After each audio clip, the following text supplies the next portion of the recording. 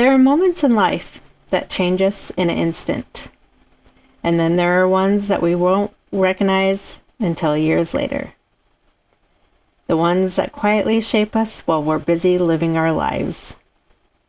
It wasn't until recently that I found myself looking back at one of those seasons, not because I was trying to revisit it, but because I finally had enough distance to see something I couldn't see while I was living it.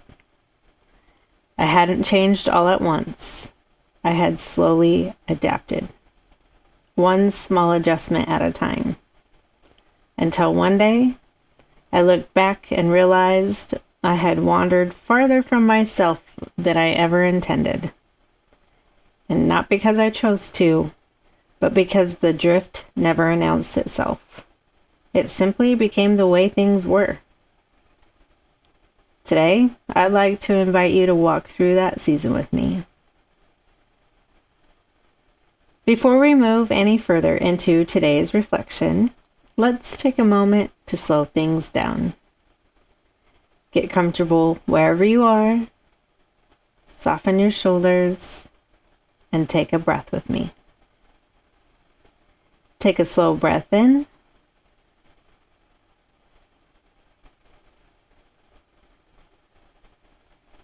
And gently let it out. Wherever you are, allow yourself to arrive and walk gently into this space with me. Welcome to Find Your Way2Vyb. I'm Amber, and I'm really glad you're here. Over the last week or so, I found myself returning to one of my favorite parts of creating. And no, it's not the recording or the editing, but the part that comes before any of that. The quiet space where ideas begin to take shape. I've been revisiting old thoughts and following new ones wherever they wanted to lead, instead of feeling like I had to force the ideas in a direction before they were even ready. And what surprised me the most is how much excitement that has brought back to this process. There have been so many moments where I've caught myself smiling because something I thought I already understood suddenly revealed another layer. It felt like walking a familiar trail, if you will, and noticing something beautiful that had somehow escaped my attention every time before. The more I've allowed myself to explore those unexpected side trails, the more I've realized that creativity isn't something I can force. It unfolds when I make enough room to listen. And I think that's true of life too, because sometimes we spend so much energy trying to get where we think we're supposed to be that we miss where the path is already inviting us to go. And over the past few days, that quiet process kept drawing me back to one question. It wasn't an answer. It was a question that wouldn't let go. And that question stayed with me. The more I sat with that question, the more I found myself wondering, how do we slowly become strangers to ourselves without ever realizing it's happening? Not because of one life-changing moment, not because of one conversation, but through hundreds of tiny adjustments that seem insignificant on their own, until one day we look back and realize we've been living differently than we ever imagined. Maybe that's why it's so difficult to recognize when we're in it. The drift never announces itself. It doesn't ask for permission. It simply becomes the way things are. As I reflected on that, I found myself returning to a season of my own life that I thought I already understood. I've spent a lot of time reflecting on that season of my life. And if there's one thing I've come to realize, it's that I can't point to one defining moment where everything changed. I don't think most of us wake up one morning and decide to become someone different. I think it happens so gradually that we hardly notice it's happening. It shows up in moments that seem so ordinary at the time. It could be one apology, one conversation we decide isn't worth having, or one moment where we choose someone else's comfort over speaking our own truth. By themselves, those moments seem so small, almost forgettable. It's only years later that we begin to realize they were never isolated moments at all. They became patterns. One of the places I still catch myself doing this today is at work. If I need to bring something important to someone's attention, I'll often begin with, "I'm sorry. I'm sorry to bother you. I'm sorry to have to bring this up." It becomes so automatic that sometimes I don't even hear myself say it. Thankfully, I have a coworker who does. Almost every time, she'll stop me and say, "Amber, stop apologizing. You don't need to apologize to say what you need to say." Every time she says those words, they make me pause. And not because she's telling me something I don't already know, but because she's reminding me that I'm still unlearning something much older than the conversation we're having. As I started paying attention, I realized it wasn't just happening at work. I had done it in relationships, in friendships, even with people who genuinely love me. Somewhere along the way, I had learned to soften my presence before I ever spoke, almost as if taking up space required an apology, which it really does not at all. And something else that I began noticing as well was that whenever I knew I needed to have a difficult conversation, I'd rehearse it over and over in my mind. I'd think through every possible response, every possible outcome. Sometimes I'd even write everything down because I was afraid I'd forget something or lose my train of thought once emotions entered the conversation. And for years, I convinced myself that was just a part of my personality, that I was someone who liked to be prepared. Now, I wonder if it was something else. Those were quiet adaptations too. Little ways I had learned to protect myself without ever realizing I was doing it. Not because I didn't have something worth saying, but because somewhere along the way, I stopped believing my own voice could simply exist without preparing it first. The interesting thing about adaptations is that they rarely feel dramatic. There isn't usually one defining moment that tells us we've changed. They settle into our lives one small adjustment at a time until they begin to feel like a part of who we are. And maybe that's why they're so difficult to recognize. Because by the time we notice them, they already feel familiar. When I first moved from Utah to California, it felt like I had been given a fresh start. Everything felt possible again. My kids were settling into a new life, and for the first time in a long time, I felt I was building one too. I remember discovering pieces of myself that had been waiting for room to grow. I fell in love with hiking. I started dancing again. I surrounded myself with new friendships that added to my life. There was more laughter and more smiling in my life, and more moments where I found myself thinking, this really feels like me. Then I met someone who we'll call Richard. If you had asked me during those years whether I felt like I was losing myself, I honestly don't think I would have understood the question. From where I stood, was simply building a life with someone I thought I loved. I wanted the relationship to work. I believe that's what commitment looked like.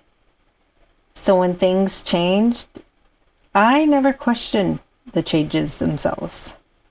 I just adjusted.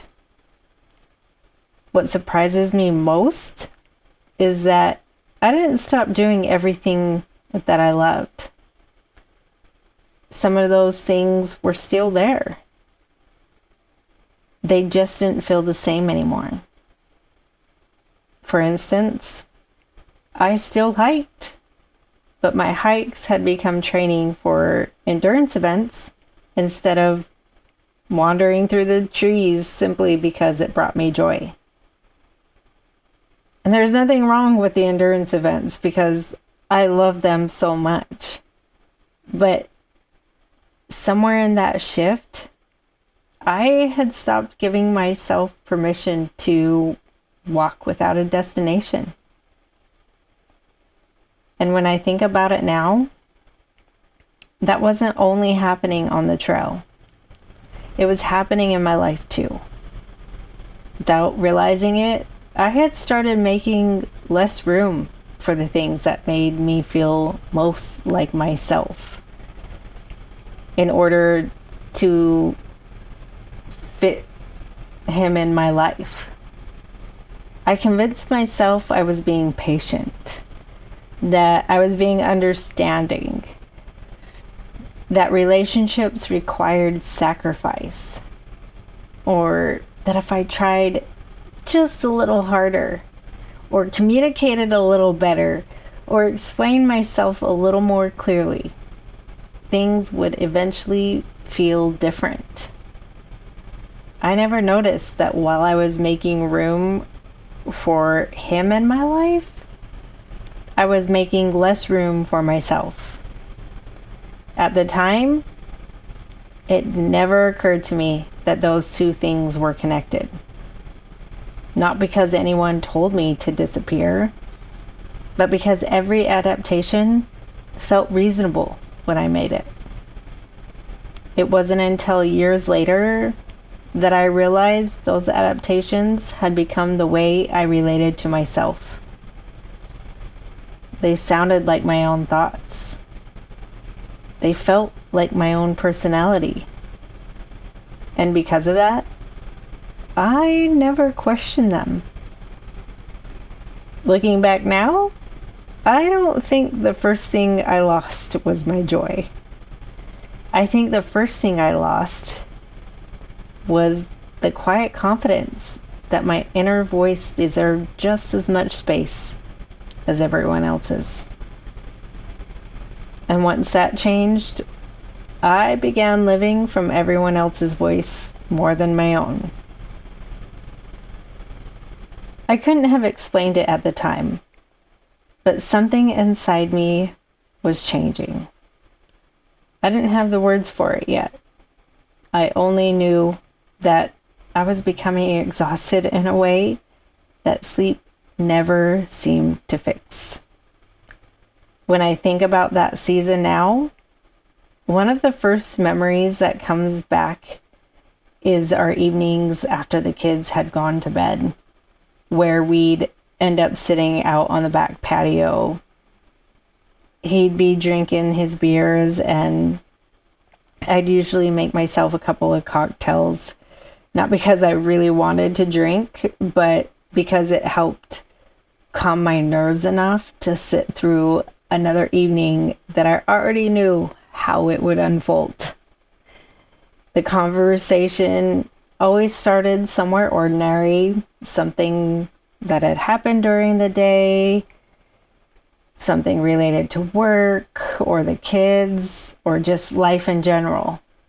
And for a few minutes, it would feel like we were simply talking. Then, almost without noticing what had happened, everything circled back to him.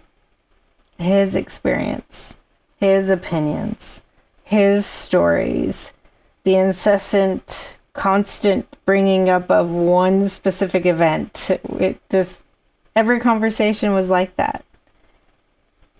And every time the conversation shifted into that direction, I'd usually find myself just turning slightly away from him, looking out into the yard or the sky or anywhere but at him. And not because I wasn't listening, because I already knew where the conversation was going. So I was just trying to distract myself so that I could bear listening to the same stories again. And there were nights when the only thing running through my mind was, would you just shut the fuck up for 1 minute? Just shut the fuck up. And if I'm honest, which honestly, that's exactly what I wanted. I wanted the talking to stop. And years later, I realized it wasn't really silence I had been searching for. It was that I wanted enough space to hear my own thoughts again. And what confused me the most was how different I felt whenever I was away from him. Without really thinking about it, I found myself looking for that space anywhere I could find it. And there was one afternoon where it became very apparent. After we'd gone through another difficult stretch, I went out for this hike, and there was nothing remarkable about the hike, nothing extraordinary about it. But somewhere along the trail, I noticed my shoulders had relaxed. I was breathing differently. I felt lighter. And not because my circumstances had changed. Because I wasn't carrying the same weight for a little while. Even just for that little while. It was like a breath of fresh air. So I took every opportunity I could to get out of that space. And then there was this one time where I went back to Utah to spend time with family and friends and pick up my kids from the time they spent with family in Utah. And I wasn't there trying to figure out my life. I was just simply going home. And what stayed with me from that visit wasn't anything anyone said. It was how I felt while I was there. I felt peaceful. I hadn't realized how unfamiliar that feeling had become until I felt it again. And it was wonderful. I wanted to just put it all in a bottle and keep it with me because I knew I was going to need the reserves. But then the morning came where we were flying back, and that morning I had stepped outside by myself just to take in the last few hours that we were in Utah. And I remember looking up at the sky, and as I was watching the sun rise, the clouds stretched across the sky in the form of an eagle. So that's what I saw. And maybe it was coincidence, or maybe it was just my perspective. I still don't know. I just remember standing there with one thought that felt different from all the others I had been carrying. And that was that something good is coming. And I held on to that thought as we flew home. And when we landed back in California and my phone buzzed, I looked down at it and it said, "I'm here to pick you up." and my stomach dropped. I still remember that feeling. It wasn't panic. It wasn't anger or fear. It was a moment that I stopped arguing with myself. I knew in that moment I didn't want to return to that orbit. I didn't know what came next. I didn't have a plan, but I knew I couldn't keep pretending that the version of me waiting back there was a life I wanted to keep living. That trip didn't change my life, but it did help me hear the voice that had been trying to reach me all along. And once I heard her, I couldn't pretend she wasn't there anymore. When we got back from Utah, I knew there was one conversation I couldn't keep putting off. Not because I thought it would change anything.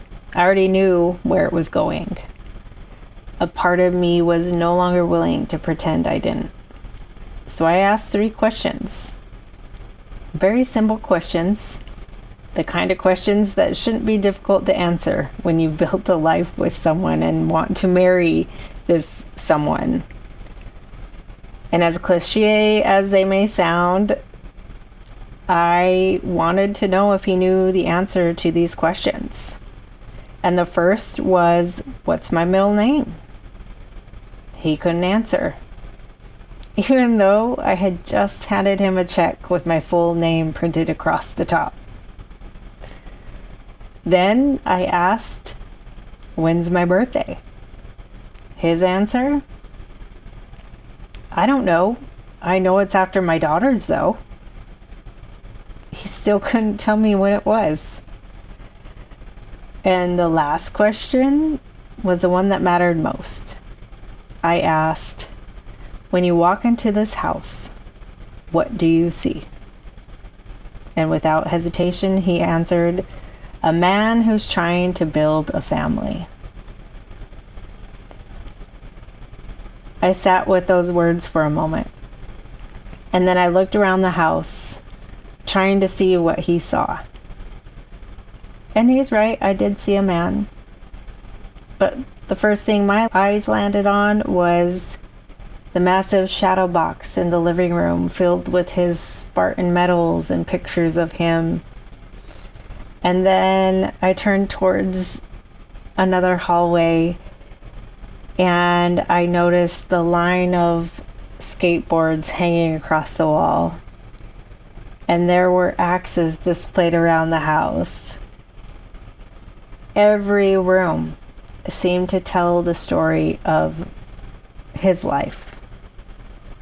There was one picture from our engagement. I will give him that. Other than that, I couldn't find us. Without ever saying the words out loud, I found myself asking, and where do we fit? There wasn't an answer that changed anything. There didn't need to be. Somewhere during that conversation, I stopped waiting for someone else to confirm what I already knew. I took one long breath, not because everything was okay, but because I wasn't arguing with myself anymore. I wasn't hoping for a different answer anymore. And for the first time in a long time, I simply believed myself. And when my kids and I packed our things and closed the door behind us, we took what belonged to us. Everything else stayed exactly where it had always been. And when I looked back one last time, it struck me how easily it looked as though my children and I had never lived there at all. That part wasn't the part that hurt the most. The harder part was realizing how much of myself I'd left behind while I was still living inside those walls. Walking away didn't make me believe myself. I'd already done that. It was simply the first decision that reflected what I already knew. After I left, I wasn't trying to become someone new. Most days, I was simply trying to find solid ground again. I didn't wake up one morning with a plan for how I was going to put my life back together. I wasn't searching for some grand breakthrough. I was just trying to make it through one day and then the next. One of the first things I found myself doing was coming home from work, closing the front door behind me, and lying down on the living room floor. Some days I'd put on a 10-minute chakra meditation. Some days I'd cry through the entire thing. And then there were days that I'd just lie there and breathe. It wasn't about fixing anything. It was about finally allowing myself to stop holding everything together for a little bit. For 10 minutes, I didn't have to be strong. I didn't have to have the answers.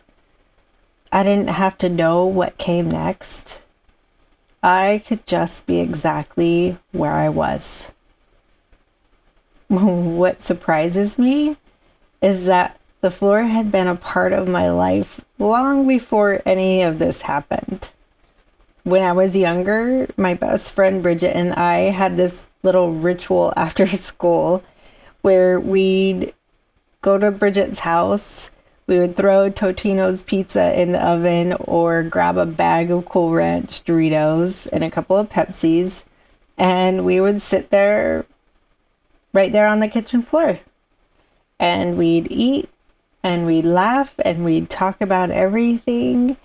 Sometimes we would take a nap, and her mom would walk in the door some days and just be like, "What in the heck are you girls doing? Like, what are you doing?" And back then it wasn't anything special. It was just where we landed after school. And that little ritual never really left me.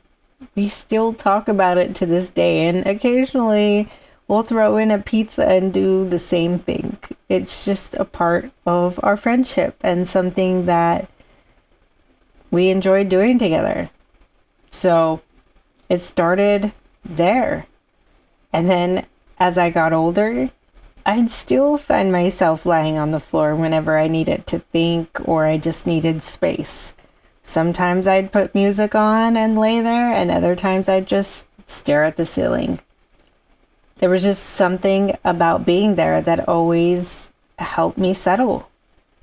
I never really questioned it. I just knew it was where I went when I needed to come back to myself. So after I left, without ever making a conscious decision, I found myself there again. Not to escape or hide. I just was there. It wasn't until much later that I realized my body already knew where to go long before my mind did.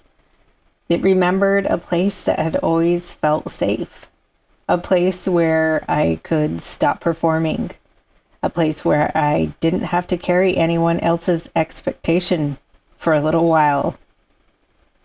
That became the beginning. Not because everything changed in those 10 minutes, because nothing did.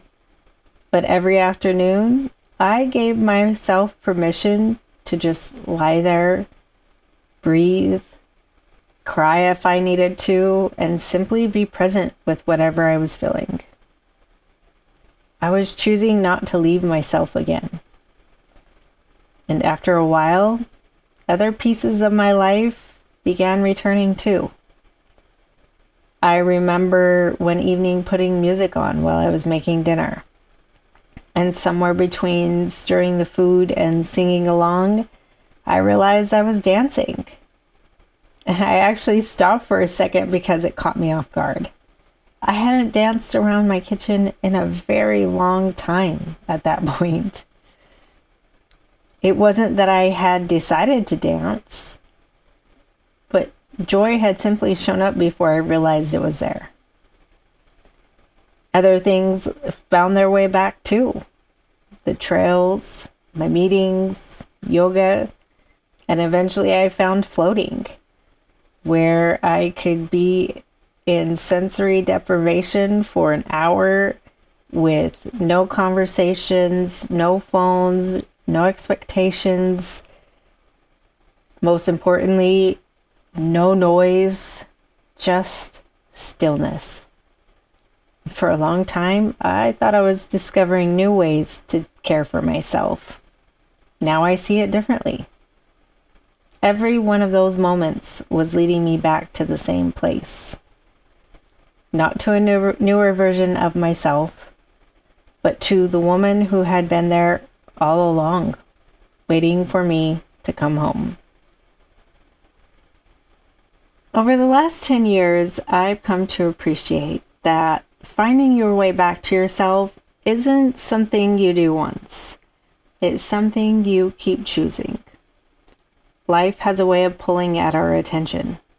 Before we realize it, we're moving from one responsibility to the next, solving problems, meeting deadlines, taking care of the people we love, and somewhere along the way, we can lose sight of ourselves again. I still have those moments. Sometimes I notice I've gone too long without spending time outside. Other times I catch myself moving through the day without really being present. And sometimes I simply feel stuck, like I'm standing in one place, wanting to move forward, but not really knowing how. I've learned not to judge those moments the way that I used to.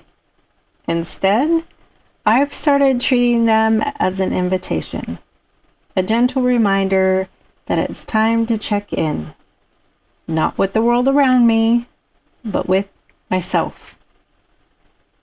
Eventually, I realized the practices were never really the point. They were simply different ways of coming back into the conversation with myself. Some days that connection happens on the trail. Some days I catch myself dancing. Other days it's sitting beneath a tree. And sometimes it's writing a few thoughts before bed. The place changes, the conversation never does. I'm still asking the same questions. How are you doing? What do you need today? Are we still connected? I don't always have an answer right away, but I've learned that asking the question matters, because every time I ask it, I'm choosing the relationship I've spent the last 10 years rebuilding. As I've spent time creating the podcast, another realization found me. For a long time, I thought I was simply creating another way to share Way2Vyb. Now, I realize the podcast has been doing something else too. With every episode I create, I find myself paying closer attention to my own life, to the walks, the journal entries, the gratitude practice, the quiet moments where I slowed down long enough to hear my own voice again. As I gathered those memories together, I realized they weren't separate parts of my life. They were all expressions of the same path I had been walking for years. The podcast didn't change the path. It simply gave me a place to invite others to walk with me. I still drift sometimes. I imagine I always will. The difference now is that I recognize it sooner. And when I do, I know how to find my way back home again. Before we finish today's walk, I'd like to step onto the trail of gratitude and share one thing this episode quietly reminded me of. As I spent time writing, I found myself returning to memories I thought I already understood. I've revisited those seasons before, but this time I noticed something I hadn't seen until now. The memories hadn't changed. I had. And for some reason, that fills me with gratitude. It reminds me that our stories are still alive. Not because the past keeps changing, but because we do. As we continue to grow, we begin to notice things we couldn't have recognized before. I find a lot of comfort in that. It reminds me that life doesn't stop teaching us just because a season has ended. Sometimes the deepest understanding arrives years later. Not because we've been searching for it, but because we've finally become the person who can see it. And today, I'm grateful that I'm still learning from a life I've already lived. I'd like to take a moment for one of my favorite parts of the episode. Brooklyn lights the way. This is the part of our walk where we honor the lights that help guide us along the way. Brooklyn's light continues to remind me that even one life can illuminate a path. And I hope this little tradition encourages us to take notice of the lights in our own lives. Today's light is for the quiet moments of recognition. The moments when something inside of us gently says, "There you are." The moments when we stop arguing with what we've known deep down for a long time. The moments when we finally trust our own voice. They rarely arrive all at once. More often, they come as a quiet knowing. One that changes the direction of our lives in ways we don't fully understand until much later. And today, that's the light I'd like to honor. As we come to the end of today's walk, there's one thought I'll be carrying with me. When I first began creating this episode, I thought I was revisiting a season of my life I already understood. Instead, I found another layer I hadn't noticed before. I wasn't seeing that season differently. I was seeing my journey back to myself more clearly. And if something from today's walk stays with you, I hope you'll give it a little space. Not to figure it out, not to force the answer, just enough space to see where it leads. Sometimes the things that stay with us have more to say than we realize. Until next time, walk slowly, breathe deeply, and may you always find your way to vibe.